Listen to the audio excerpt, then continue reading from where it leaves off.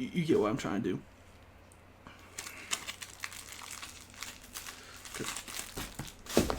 God dang it. Anyway, so Death of a Unicorn stars Jenna Ortega and Paul Rudd, like I said, and it follows a man and his daughter who accidentally hit and kill a unicorn with their car, and his boss tries to exploit the creature's miraculous curative properties with horrific results. Man, going to this movie, I was getting more and more excited because I'm like, the idea of like a killer unicorn running around, like going around and like slaughtering people, like it just like it sounded like a lot of fun, and that's exactly what we got. But I have to be honest with my opinions on this movie, and I will be. So starting off with the story just feels really generic, and by generic I mean there's not really much to it. You have a father and daughter who are on a business trip to meet with his bosses, and who are running like a pharmaceutical company. They run into and kill a unicorn in a like car crash, and we get little hints to the father and daughter being estranged. I think Ripley is the daughter's name, and the father's name is Elliot. And we can tell that there's some estrangement to these two, and so we get some hints to Ripley's mother like passing away, and that's what like kind of like drifts the father and daughter apart, which is just one of those tropes that are used a lot in these types of movies. One I can think of off the top of my head is the Boogeyman with Sophie Thatcher. But there's like many where it deals with that kind of trope where a parent dies and it makes a drift within the family and makes them estranged, and that's kind of like what the same trope is in this movie. And the themes of like grief and like trying to cope with that, it's like really subtle though. Like they don't really dive into it like they should, which I feel like is one of the drawbacks with this movie, is they didn't really flesh out the characters enough and didn't really develop them enough. But on the other side, we have the other theme, which was like the main theme, which is like these capitalists, these fascists, like trying to exploit these unicorns after they find out that there's something in them that where basically it can cure anything. Like it can cure cancer, it can cure acne, it can cure blindness. Like and so they're trying to exploit that and use that, and like they're trying to like think of ways to use that. Like the whole time they're trying to think of how to like sell this, and like this is huge for them. So they won't harvest like each of the unicorns and everything, but they don't understand how like powerful they are, and that's when they seek vengeance. And it's such a after basically all you get through like all the story and everything, and you get to like the action and like where the unicorns like wreak havoc, it's just a bloody fun time. And I was really digging that whole theme of morals over like exploitation and greed and like capitalism, basically capitalism versus morals. And it's like there's everyone on this side who are trying to use these unicorns to their advantage, and then you have Jenna Ortega's character over here being like, wait, no, we need to we need to help these unicorns, like we need to make peace with them.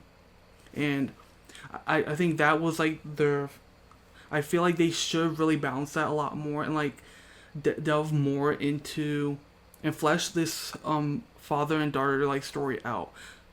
There's some moments where they try to make it emotional, but it just doesn't work because there's not enough development and not enough like they have like Jenna and Paul Rudd, they have chemistry in this movie, but it's not emotional. It's all like comedic energy, and like the same, and like they're like the basic like teenage angst, like rebellious teenager type of like chemistry. That's what I got from this. I feel like if these characters were given enough time to like flesh out their story and like flesh out their relationship, because we really don't get nothing about their backstory besides what like happened like with Ripley's mother. That's about it. Other than that, we don't know much about these characters and their backstories. And even with that, we have Will Poulter's character over here who plays like the boss's son, and he's just like a jerk, and like he basically like for like the first like part of the movie, he was basically like the audience being like, huh, you and like to Paul Rudd's character, he's like, huh, your daughter doesn't really like you that much, and he's like, huh, are you sure? He's like, yeah, I'm pretty sure, or like something like that. It was just so like he really stood out to me in this movie because he brought that comedic charm. The chemistry between Paul Rudd and Jenna Ortega's characters is what carries this movie, in my opinion. And you see it throughout all the marketing, how basically Paul Rudd is using these corny, get it, these corny dad jokes, and I think it's just so funny, and like their chemistry, even like in interviews and on screen art, is just amazing.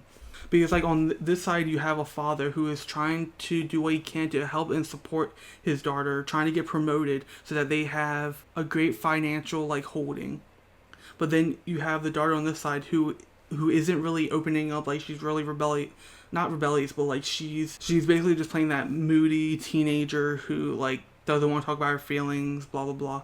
And like with these two it really does work, like with their chemistry. But on the other hand, they're both just really typecasted.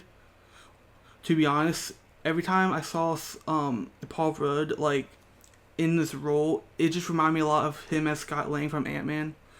And then same as Jenna Ortega. Jenna Ortega is one of my favorite actresses, but I feel like she was picked for this role for a certain reason.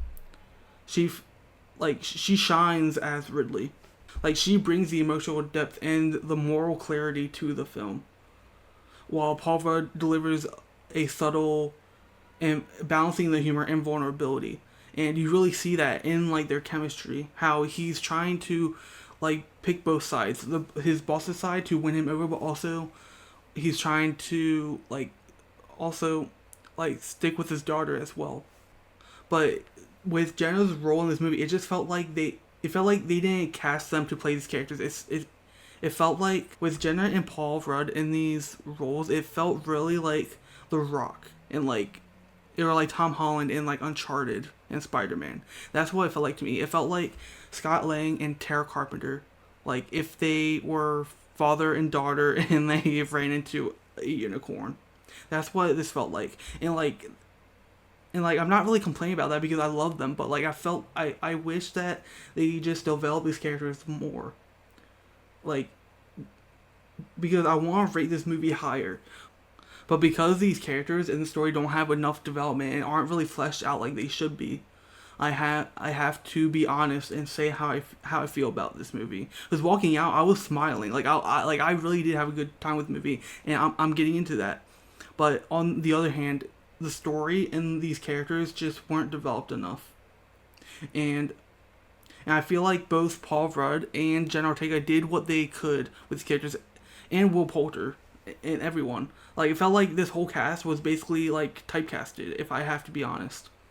And I feel like Will Poulter, like, he was really, like, animated throughout this movie. Like, you could tell he was really having fun with this role, like, a lot.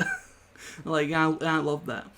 Now getting to, like, the best parts about this movie felt like Jurassic Park if it was modernized. Like, it felt like the first Jurassic Park, how it had like those horror-ish vibes, but like throwing in like some comedic tones into it. It felt like that. And I feel like a lot of people are going to have a good time with the movie because it's a lot of fun and it is entertaining. Like, there's some blood, there's some really good kills. The practical effects mixed with the CGI, like, the CGI is a little iffy at some parts, but for the most part, it holds up. And I feel like a lot of people, there are like some scenes where you can tell that they're paying homage and like they're inspired by Jurassic Park, and I love those. And like the little bits of unicorn like background and lore that we got in here, and how they like set the rules in place, I really like that as well. I felt like it did a lot better than other horror movies I tried that, like some of the Blumhouse ones, for example, like Night Swim, for example, or like that's the only one I can think of, but like Night Swim didn't do that good. This one is a lot better when it comes to like developing like the unicorns' backgrounds and like how far back they go into history, which I don't even know anything about that, but I felt like they really did do good at fleshing that out, like the background lore with these unicorns and how like the rules set in place, like when you like when they touch the unicorn horn and like see things, like I felt like they like we got a good explanation for that. I feel like there's a lot of potential to get a sequel to this movie. I felt like that's a lot. Some things were were like hidden or like kept back because we could get some sort of like next installment to this movie, which I'm not complaining about. But I feel like to leave this movie with like just a one off and like not explain it all, I feel like it just makes it feel unfinished, underdeveloped. Like I said, they should have just really dove more and like tried to develop this movie a lot more with like these characters. But there was also some other ET vibes that I got from this movie as well, because whenever like the unicorns got near, it would mess with like their technology, like little stuff like that. I really like to see, and like it really did feel like a mixture of like Jurassic Park, ET, and like those types of movies put together. And like there was this one scene. I'm not going to get into spoilers at all, just so that you know. But basically, there was a scene where like they used the lighting really well, and like I actually got jump scared at this one moment, just because of how well they shot it and how much it really did feel like the first like one or two like Jurassic Park movies, making it feel horror instead of like the action adventure like what it turned into.